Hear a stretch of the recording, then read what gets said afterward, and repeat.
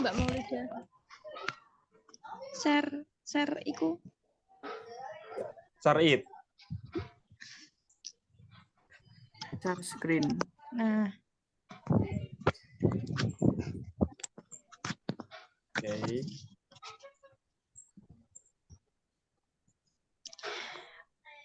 baik. Assalamualaikum warahmatullahi wabarakatuh. Waalaikumsalam warahmatullahi wabarakatuh. Kami dari kelompok 4 akan mempresentasikan pembelajaran menggunakan buku teks.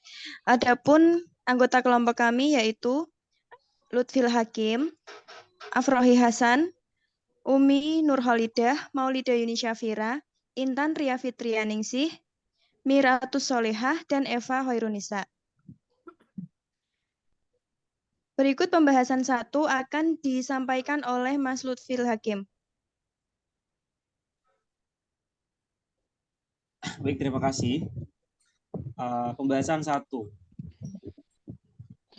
Di dalam pembahasan 1 dapat 2 ilustrasi. Yang pertama adalah buku teks atau buku pegangan berfungsi sebagai salah satu sumber daya rujukan untuk dikaji sebagai landasan desain pembelajaran dengan tujuan yang spesifik dan hasil pembelajarannya. Yang ilustrasi kedua adalah buku teks atau buku pegangan adalah silabus atau penuntun seluruh kegiatan pembelajaran. Tidak ada tujuan yang eksplisit di luar buku teks yang digunakan. Kelompok kami menggunakan buku teks sebagai landasan dalam menyusun pembelajaran. Hal ini dapat memudahkan pembelajaran karena sebagian besar peserta didik juga memilikinya. Ilustrasi ini atau ilustrasi 1 ini cocok untuk peserta didik kekinian karena peserta didik dapat mengeksplor materi sebelum pembelajaran dimulai. Pembahasan 2 akan dipandu oleh Mbak Intan. Silakan. Baik, untuk pembahasan yang kedua terdapat 2 ilustrasi. Yang pertama, hasil belajar yang diinginkan membutuhkan penilaian unjuk kerja yang bersumber dari keilmuan sebagai konten buku teks. Ilustrasi yang kedua yaitu penilaian terdiri dari tes pengetahuan, sikap, dan keterampilan yang ada pada buku pegangan dan mungkin terpisah LKPD, namun masih terkait erat konten buku teks. Kelompok kami menggunakan penilaian yang terdiri dari 3 aspek, yaitu pengetahuan, sikap, dan keterampilan. Namun berbeda dengan yang kita gunakan. Ilustrasi yang cocok untuk peserta didik kekinian adalah ilustrasi 1, karena pembelajaran akan semakin bermakna apabila dilengkapi dengan unjuk kerja. Ilustrasi 1, hasil belajar yang diinginkan membutuhkan penilaian unjuk kerja yang bersumber dari keilmuan sebagai konten buku teks. Pembahasan selanjutnya akan dilanjutkan oleh Eva Hoirunisa.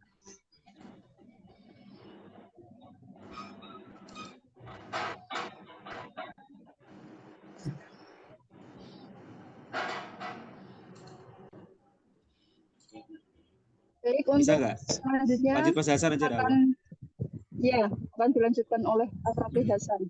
Oke. Pembahasan ketiga ada 2 ilustrasi. Ilustrasi yang pertama, buku teks digunakan untuk mengungkap, menyoroti, dan mengeksplorasi pertanyaan-pertanyaan yang penting dan tantangan keilmuan yang mendukung kinerja inti dalam subjek. Ilustrasi kedua, tugas peserta didik adalah mengetahui apa yang ada dalam teks, pertanyaan penting dan tujuan serta kinerja belajar terdapat di dalamnya, sehingga buku teks merupakan panduan membaca, diskusi, dan persiapan hingga akhir. Kelompok kami menggunakan buku teks sebagai sarana mengeksplorasi pertanyaan-pertanyaan yang ada di dalamnya, sehingga peserta didik dapat memahami pembelajaran secara keseluruhan. Ilustrasi ini cocok untuk peserta didik kekinian. Hal ini sesuai dengan karakter usia peserta didik yang memiliki rasa ingin tahu yang tinggi. Pembahasan selanjutnya, silakan. Akan disampaikan oleh Mbak Miratus Solehah. Yang keempat, di kelompok kami ada 2 ilustrasi. Yang pertama, Buku teks tidak digunakan berdasarkan urutan penomoran karena urutan membaca buku teks berdasarkan urutan tujuan pembelajaran yang diinginkan. Ilustrasi yang kedua, teks dibaca dan dimanfaatkan berdasarkan urutan penomorannya. Selanjutnya, ilustrasi 1. Buku teks tidak digunakan berdasarkan urutan penomoran karena urutan membaca buku teks berdasarkan urutan tujuan pembelajaran yang diinginkan. Kelompok kami menggunakan buku teks sebagai sarana penunjang capaian.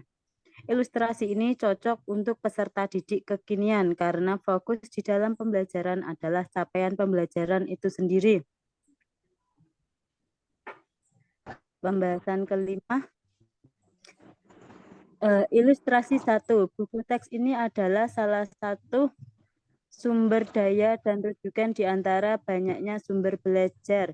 Buku pegangan termasuk sebagai materi dan umumnya hanya digunakan untuk merangkum ide-ide penting dan sebagai landasan memecahkan masalah dan dukungan argumen penting. Ilustrasi kedua, buku teks sumber primer, bahan sumber lainnya jarang digunakan. Misalnya, tidak menggunakan media massa, media sosial, ringkasan, dan konten buku teks diambil sebagai kegiatan untuk dipelajari, didalami, dieksplorasi, diuji, dan dikritik. Bawahnya, ilustrasi 1. Buku teks ini adalah salah satu sumber daya dan rujukan di antara banyaknya sumber belajar buku pegangan termasuk sebagian materi dan umumnya hanya digunakan untuk merangkum ide-ide penting dan sebagai landasan memecahkan masalah dan dukungan argumen penting. Kelompok kami menggunakan buku teks sebagai salah satu sumber bacaan karena penggunaan sumber bacaan yang bervariasi dapat menjadikan pembelajaran semakin menarik. Ilustrasi ini cocok untuk diterapkan pada peserta didik kekinian dan salah satunya dengan menggunakan media sosial sebagai sumber bacaan. Terima kasih. Oke. Udah Terima cukup, Mbak. kasih. Selanjutnya adalah sesi tanya jawab. Dari kelompok 1 adakah yang ingin bertanya atau menambahkan? Saya, Mbak. Monggo, Mbak Nailis. Silakan. Assalamualaikum warahmatullahi wabarakatuh. Waalaikumsalam warahmatullahi wabarakatuh. Saya Nailis, perwakilan dari kelompok 1, ingin bertanya terkait dengan tadi ada pembahasan di kasus keempat atau kelima kalau tidak salah berkaitan dengan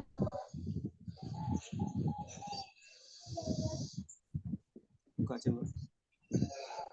Kita dibuka, Mbak, mau loh. Share screen-nya. tentunya kita berdampingan dengan era digital. Kalau menurut kelompok 4 sendiri, bagaimana cara seorang guru dalam mengoptimalkan antara media sosial sebagai salah satu sumber belajar? Apakah harus tidak menggunakan media sosial tersebut dan berfokus pada sumber belajar buku teks saja, atau juga bisa menggunakan pemanfaatan media sosial? Terima kasih. Sama-sama. Terima kasih Mbak Nailis atas pertanyaannya. Kelompok 4 akan mendiskusikan terlebih dahulu.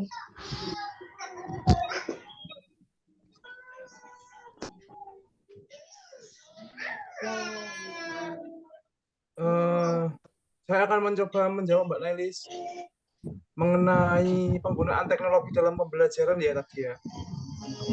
Menurut kelompok 4, penggunaan teknologi dalam pembelajaran, guru bisa menyesuaikan dengan materi apa yang sedang diajarkan. Misalkan pada materi bahasa Indonesia kelas 5 itu ada materi seperti pembuatan poster.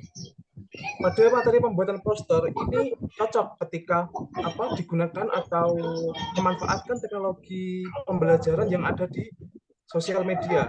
Anak bisa membuat poster, kemudian bisa di-share atau di-upload ke sosial media sehingga nanti pembelajaran akan lebih menarik, anak akan lebih tertarik mengenai apa yang sudah mereka kerjakan, kemudian apa yang sudah mereka upload di sosial media. Seperti itu, Mbak Nelis. Apakah ada yang mau menambahkan dari kelompok 4 sendiri? Oke, Mas, Mas. Oke, Mas, saya akan mohon izin, saya akan menambahkan jawaban dari Mas Hasan mengenai terkait media sosial sebagai sumber belajar, Mas ya. Sebenarnya di dalam belajaran itu acuan utamanya itu adalah sumber dari buku maupun dari yang dari pemerintah itu, Mas. Jadi selain itu juga kita sebagai guru wajib mengembangkan media sumber belajar itu menjadi menarik lagi, Mas, seperti itu, Mas. Jadi selain digunakan untuk media pengembang belajaran, jadi kita bisa menggunakan media tersebut. Contohnya seperti Plotagon kemarin, saya menggunakan Plotagon tersebut sebagai lembar evaluasi, maupun nantinya anak-anak itu dapat membuat Plotagon namun dengan kreativitas dia sendiri. Contoh seperti itu. Terima kasih. Di anak-anak praktek langsung dengan menggunakan media sosial atau dengan menggunakan YouTube, kemudian diupload oleh anak tersebut sendiri, begitu, Mas, sebagai hasil akhirnya gitu, atau produk seperti itu. Terima kasih. Terima kasih. Saya kembalikan ke Mbak Maulida. Iya, terima kasih. Ada yang ingin menanyakan atau menambahkan lagi? Atau sudah cukup? Mas Raffi. Oh ya, saya Ilmi Raffi, perwakilan dari kelompok 1, ingin bertanya, bagaimana menurut kelompok Anda cara menumbuhkan minat baca anak, sedangkan sekarang anak telah teracuni oleh gadget sehingga anak minim dalam keinginan untuk membaca. Terima kasih. Baik. Terima kasih, Mas Raffi. Saya akan mencoba menjawab mengenai minat baca ya. Hal yang bisa dilakukan guru mungkin menggali apa kesukaan dari siswa. Ketika kesukaan siswa atau minat siswa itu sudah ditemukan, nantinya itu akan lebih mudah untuk diarahkan untuk membaca. Misalkan anak ini suka mengenai olahraga, katakanlah, dia akan lebih condong untuk mau membaca hal-hal yang ada kaitannya atau hal-hal yang ada hubungannya dengan olahraga ketika dia menyukai hal-hal tersebut. Itu kenapa pentingnya guru itu bahkan harus mengetahui secara personal ke setiap anak agar bisa mengarahkan anak untuk